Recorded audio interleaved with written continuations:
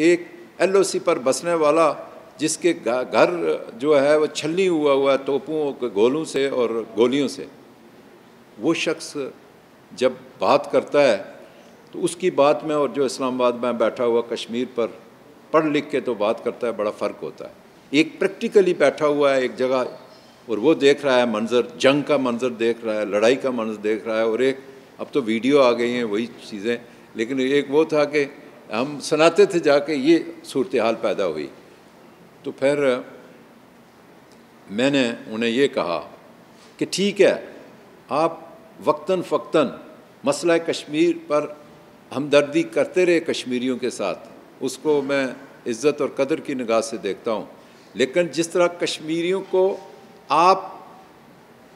मुस्लिम उम्मा की हैसियत से, मुसलमान होने की हैसियत से, मुसलमान होने के नाते से, उस रिश्ते से, वो रिश्ता क्या था, ला इलाहा इल्लल्लाह मुहम्मद रसूलुल्लाह, उसकी बुनियाद पर आपने ना फ़लस्तीन को देखा और ना मसला कश्मीर को देखा। ये मेरी गुफ्तगू थी। वो इसलिए कि अक़वाम मुत्तहिदा के चार्टर के मुताबिक अक़वाम मुत्तहिदा अपनी सरदमेरी का मुज़ाहरा कर रहा है, आगे नहीं उससे बढ़ रहा, लेकिन आपने भी उन्हीं की तरह का माहौल अख्तियार किए रखा, आप भी आगे नहीं बढ़े, और उस रिश्ते को सामने रख के आपको करना चाहिए था। वो रिश्ता आपकी इंतज़ार करता है, वो ला इलाहा का रिश्ता आपकी इंतज़ार कर रहा है, किबला अव्वल इंतज़ार कर रहा है और कश्मीरी इंतज़ार कर रहे हैं। ये दो बातें हो गई। तीसरी, मैं अपने साफ़ी भाइयों से जो इलेक्ट्रॉनिक और प्रिंट मीडिया से ताल्लुक़ रखते हैं,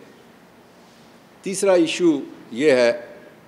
कि कल मसला अफ़गानिस्तान पर वज़राए ख़ारजा की एक कॉन्फ्रेंस थी और बहुत हाई लेवल कॉन्फ्रेंस थी, और इसमें मैं वज़ीर आज़म पाकिस्तान, चेयरमैन PTI इमरान ख़ान साहब को मुबारकबाद देता हूँ, और बासियत कश्मीरी और फिर चीफ़ एग्ज़ेक्टिव आज़ाद कश्मीर के शुक्रिया भी अदा करता हूँ, इस बुनियाद पर कि जिस तरह उन्होंने उस कॉन्फ्रेंस के अंदर अफ़गानिस्तान के मतलब दो टोक मौक़िफ़ अख्तियार किया, और दुनिया को, मुस्लिम उम्मा को, मैंने जिस तरह कहा कि वहाँ FWO वाले भी थे, वर्ल्ड फूड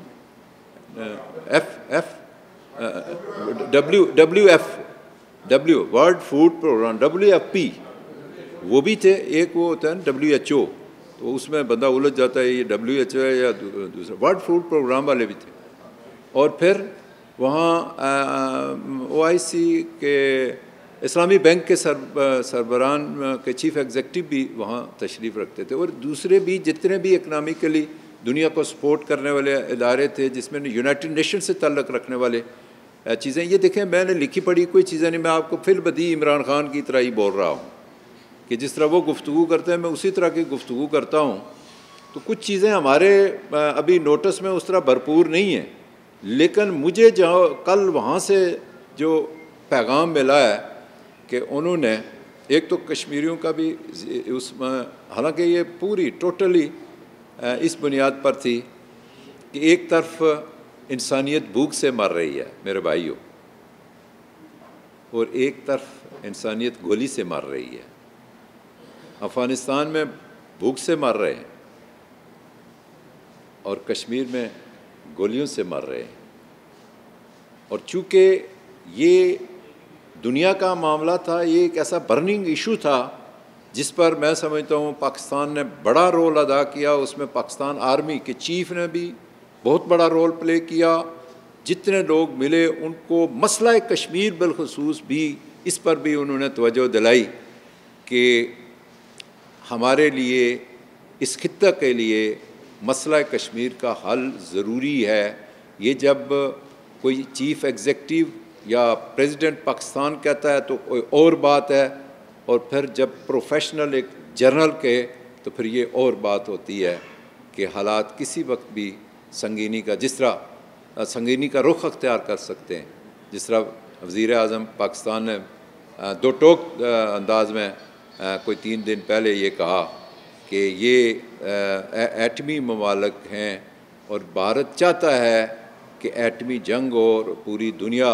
इससे मुतासर हो, भारत को बाज रखा जाए, ये आपने पढ़ा होगा, आपने लिखा होगा और आपने सुना होगा। तो इसकी बुनियाद पर वज़ीर-ए-आज़म पाकिस्तान ने पूरी मुस्लिम उम्मा को इस तरफ तवज्जो दिलाई मसला कश्मीर और मसला फ़लस्तीन पर, चूँकि मैं वहाँ बैठा था, सुन रहा था और आप भी सुन रहे थे। लेकिन उनकी जो लॉबीज़ में दीगर मौक़ों पर गुफ्तगू हुई, उसमें भी मसला कश्मीर पेश रहा। और आखिर में जब हमारे जर्नैल ने, एक बहादुर जर्नैल ने मसला कश्मीर पर उन्हें ब्रीफिंग दी, बताया, तो मैं समझता हूँ हमने और वज़ीर-ए-आज़म पाकिस्तान ने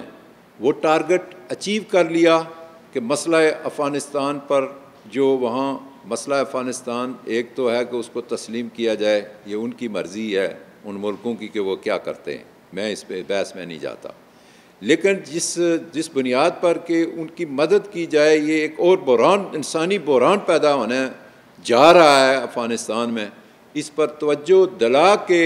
वज़ीर-ए-आज़म पाकिस्तान ने कामयाबी हासिल कर दी है। ये मैं आपको बताना चाहता था, आज के दिन कामयाबी हासिल कर ली है,